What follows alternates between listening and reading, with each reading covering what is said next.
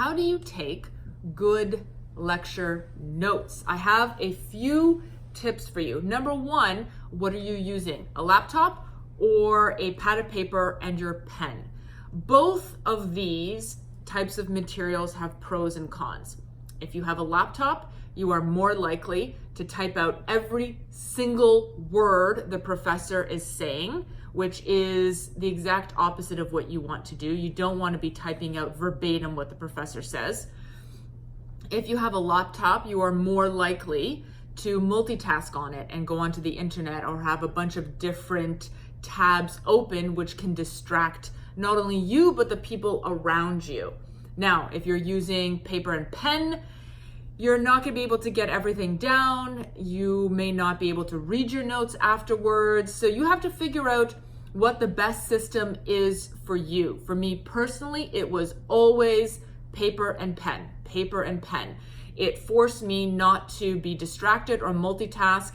It forced me to become a better note taker, to listen more attentively, and to not be so easily distracted.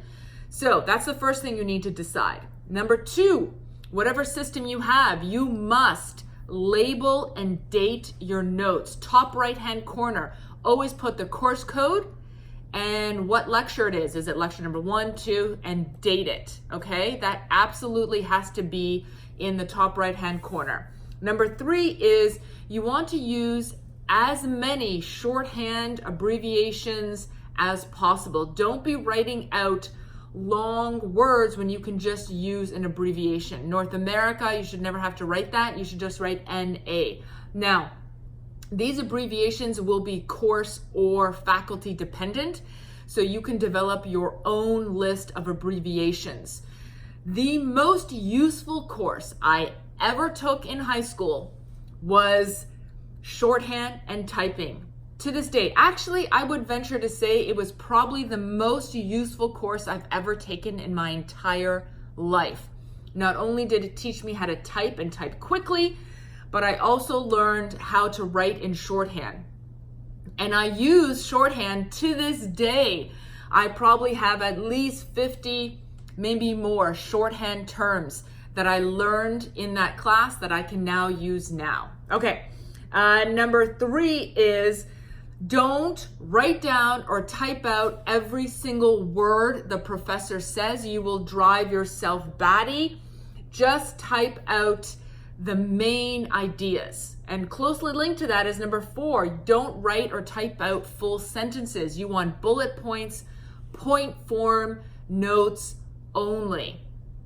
And number 5 is you want to structure your notes in the same way for all similar courses. So if you are in the social sciences and you're taking sociology, anthropology, poli-sci, history, English, and all those sort of courses, you can probably structure your notes in the same way.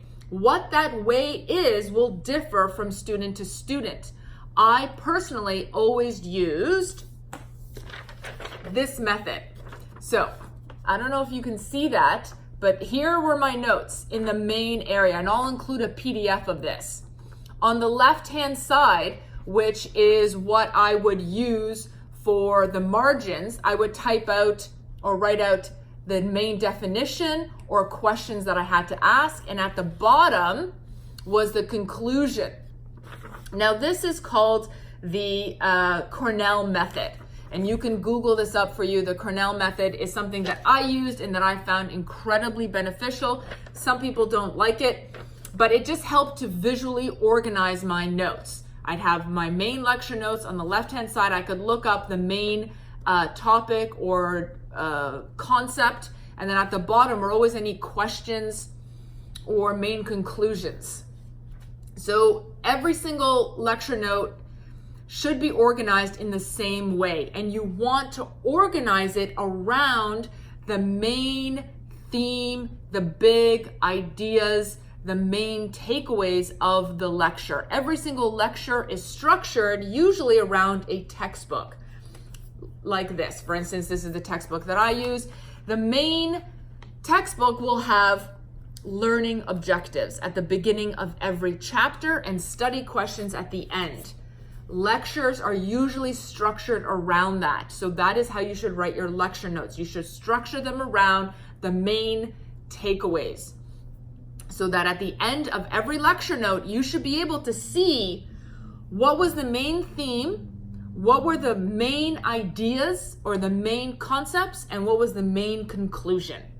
And that is how you should structure all of your notes, so that you can quickly, very easily figure out what was the concept, what were the 2 or 3 main concepts or definitions, and what was the main conclusion. Your lectures will always tell you what the most important readings are, because every professor tends to focus their lecture either around a textbook chapter or a few key articles that are part of the assigned readings. And that's how you can tell which readings are the most important, because those are the ones that the professor tends to mention repeatedly in their lectures. Now, at the end of lecture, if you have time before you run to your next class, and some of you may have stacked your classes back to back, so you may not have time to do this until the end, but you want to spend 5 to 10 minutes reviewing your lecture notes for every class, so that you can go over, make sure you can read everything is legible, and then you will have a personalized system. Do you prefer to underline, bold, highlight, use different colored pencils, or do something on the computer to highlight the main concept, so that you can quickly skim through your lecture notes and know exactly what you'll need to study for based on what you have highlighted in bold or underlined as the most important concepts. And then lastly, you want to always be working. Always be working, always be reading, always be reviewing your notes, your readings. You're always doing something every single day for your courses. Whew! And those are my top tips for how to take good lecture notes.